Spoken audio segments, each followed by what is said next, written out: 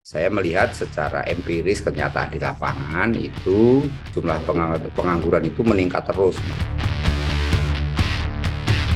Mau tidak mau ini memang imbas dari besarnya cadangan tenaga kerja di Indonesia ya. Ketika ada banyak cadangan tenaga kerja, maka pemberi kerja akan merasa pilihan dia jauh lebih luas.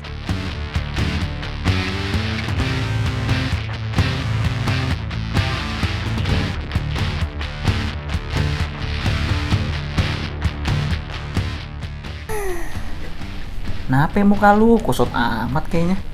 Ini nih, lowongan kerja makin sini tuh udah speknya makin tinggi dah. Udah kayak spek Ultraman. Masa ya? Jadi video editor juga iya, admin juga iya, customer service juga iya. Terus di sini harus bisa jadi host live streaming lagi. Wah gila, tapi kenapa kerjaan kayak gitu ya sekarang ya? Orang kan kalau kuliah tuh sesuai bidangnya gitu, tapi kenapa sekarang kayak banyak minta, banyak nuntut gitu sih? Kenapa bisa begini?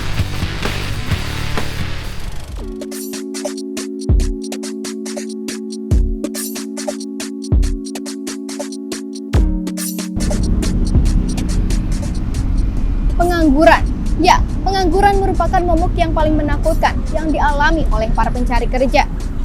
Penyebab pengangguran dipengaruhi oleh ketidakseimbangan antara laju pertumbuhan penduduk dan ketersediaan lapangan pekerjaan. Di era pasca pandemi, banyak tantangan yang harus dihadapi oleh para pencari kerja. Di antaranya, kualifikasi lowongan kerja yang semakin tinggi, hingga upah yang ditawarkan perusahaan yang tidak sesuai dengan harapan.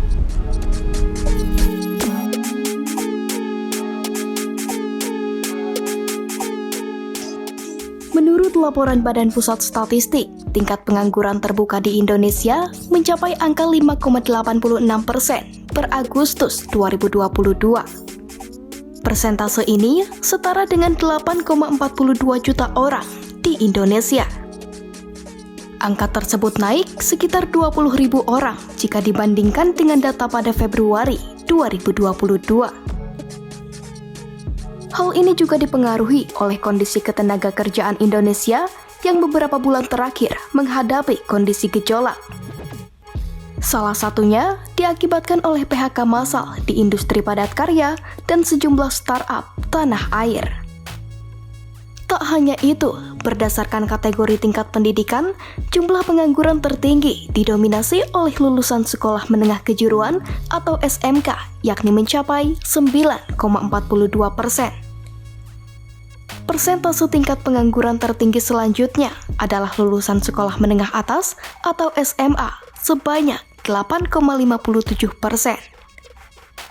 Kemudian disusul oleh lulusan SMP sebanyak 5,95% dan lulusan diploma atau S1 sebanyak 4,80%.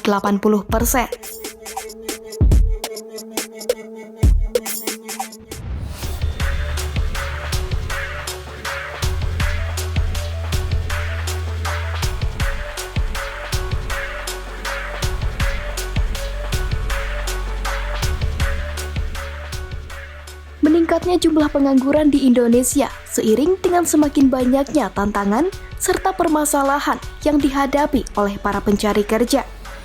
Salah satu tantangan terbesar adalah kompetisi yang tinggi. Banyaknya sumber daya manusia di Indonesia tak sebanding dengan jumlah lapangan pekerjaan.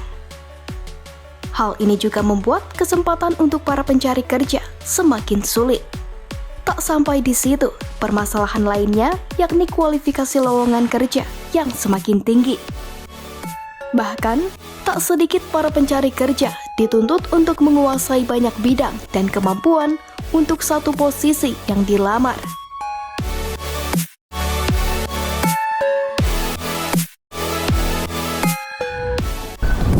Berbagai tantangan dan permasalahan yang dihadapi oleh para pencari kerja terus bermunculan. Lantas, bagaimana tanggapan pakar kebijakan publik dan akademisi hukum ketenaga kerjaan?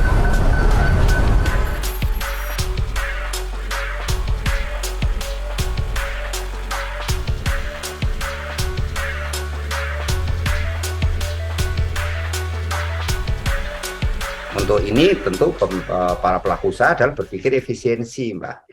Efisiensi karena apa? Memang tingginya biaya tenaga kerja menjadi problem tersendiri. Di satu sisi juga tingginya biaya material ya, dan dalam hal ini tingginya juga biaya atau kos-kos yang terkait dengan proses-proses produksi, Mbak. Saya melihat juga karena lemahnya pemerintah di dalam menyediakan ini, Mbak, bahan material industri ya, bahan industri. Dan di satu sisi juga memang situasi regional global itu yang menyebabkan juga sulit sekali mendapatkan barang-barang atau bukan produk ya, artinya material-material yang memang di Indonesia sendiri nggak ada atau ada tapi sedikit, minim, nah terpaksa harus impor. Nah inilah kemudian menyebabkan pemerintah sering ini, Mbak, kesulitan gitu, Mbak. Jadi memang ini semua bersumber sebenarnya dari sisi aspek kebijakan itu sendiri, Mbak, yang menyebabkan para pelaku usaha akhirnya mengambil cara dengan menggabungkan pekerjaan-pekerjaan yang seharusnya diisi oleh tenaga kerja SDM Human Resources yang jumlahnya lebih dari satu, tetapi kemudian hanya dibutuhkan untuk satu saja.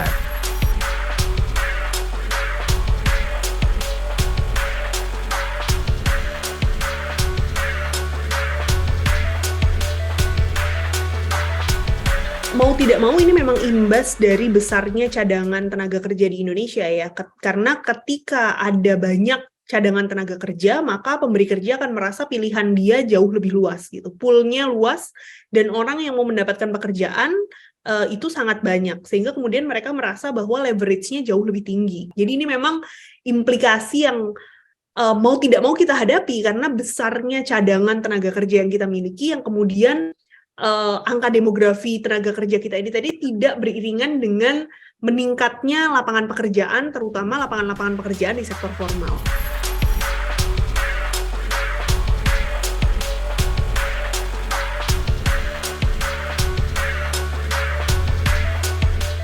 Sebenarnya kalau kita mengacu pada aturan normatif, maka yang seharusnya diberikan perusahaan, yang wajib diberikan perusahaan itu memang ya sesuai dengan standar aturan Undang-Undang Ketenagakerjaan. Karena kan memang hukum ketenagakerjaan itu kan sifatnya privat publik ya. Jadi ada hal-hal yang privat yang disepakati oleh kedua belah pihak, ada juga hal yang sifatnya publik. Dan sifatnya publik ini tadi yang diatur dalam Undang-Undang Ketenagakerjaan. Dan hal yang bersifat publik yang diatur dalam Undang-Undang Ketenagakerjaan itu sebenarnya memang minimum requirement aja. Jadi dia adalah batas minimum agar seseorang tuh bisa tetap hidup layak. Maka kemudian yang diatur adalah kewajiban perusahaan untuk membayar UMR, kewajiban perusahaan untuk memberikan upah lembur kalau misalnya dia di luar jam kerja. Jadi memang yang diatur sebatas itu. Jadi apakah kemudian ada kewajiban perusahaan untuk memastikan bahwa ketika kualifikasi tinggi maka kontraprestasinya juga tinggi? Frankly speaking, secara normatif tidak ada, karena itu menjadi urusan yang sifatnya privat dalam ketenagakerjaan. Gitu. Jadi hal yang kemudian disepakati oleh kedua belah pihak. Yang diwajibkan oleh aturan ketenagakerjaan yang kita miliki sekarang adalah batasan minimum yang sudah diatur oleh Undang-Undang Ketenagakerjaan.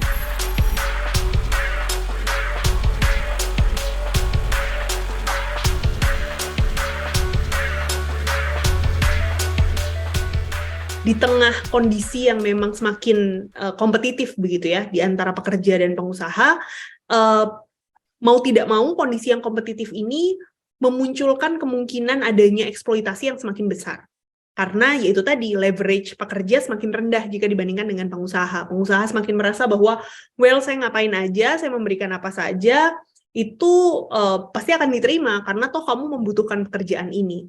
Nah, sehingga dari kacamata saya sebagai orang hukum ketenagakerjaan, saya akan merasa bahwa saya akan mengatakan bahwa hal yang juga penting untuk dimiliki oleh para calon pekerja dan para pekerja muda itu adalah pengetahuan mengenai hak-haknya. Jadi pengetahuan mengenai hak-hak normatif ketenagakerjaan yang dia miliki. Karena jangan sampai kondisi yang kompetitif ini tadi kemudian menyebabkan kita menjadi iya saja dieksploitasi gitu. Karena mencari pekerjaan memang sulit, tapi kemudian berada dalam pekerjaan yang eksploitatif itu juga bukan kondisi yang baik gitu.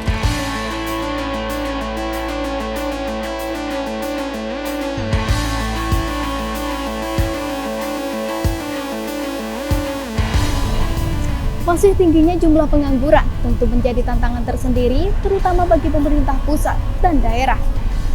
Jika hal ini tidak diatasi, tentu akan berdampak bagi sejumlah sektor, terutama perekonomian. Kita berharap pemerintah terus melakukan upaya untuk menekan jumlah pengangguran di Indonesia saat ini. Dari Jakarta, Fatira Deza dan juru kamera David Satya Putra, Kompas.com, jernih melihat dunia.